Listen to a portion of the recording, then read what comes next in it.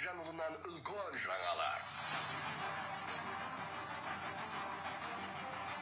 Режиссер Камалжан Талыбұлы түсірген, әнші сазгер Ахметжан Рабжанұлының авторлық әндері арқау болған «Махаббат мелодиясы» атты микрожелілес фильмі сіздермен жүздеседі. «Махаббат мелодиясы». Дәл осыдан 35 жылдың алдындағы жаз айларының бір күні.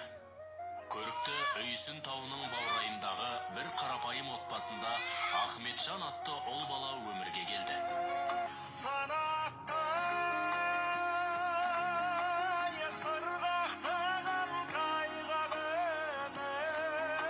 Сенбет бұрған көңілсіз күннен бастап жүрегімнен атыңды өшіргенмін.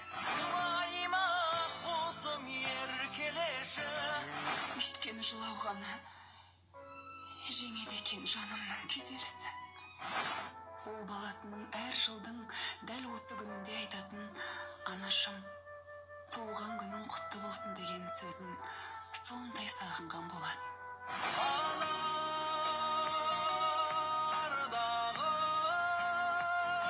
Ақбозатты ханзадау, сізге жайдарлыда назды ханшайым болуым қиын шығар. О, махаббат, махаббат-ай. Жазылған әр көңілге, қара көзің. Кішкентайдан бір өскен көршінің қызы қарлығаш болады. Қарлығашым-ай, құлай сенерім. Senin ақылың бар ғой. Оның үстіне болашағың мені алдыра. Балам, ашу араз, ақыл дос, ақылыңа ақыл қос. Әкешім қорманым. Қандай әдемі қыз. Әй, мынау біздің ауылдың қызы емес қой.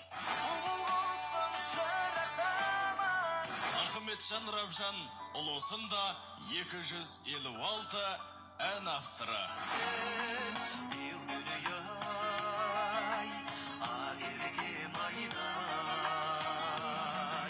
Әуелден-ақ әншілік пен сазгерлікті қатар алып жүрген Ахметжан өнер әлеміне үлкен талаптың жетегінде келді.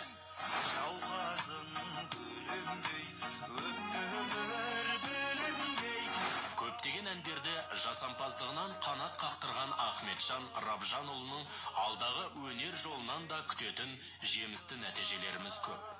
Тек қана жолы жарқын болғай.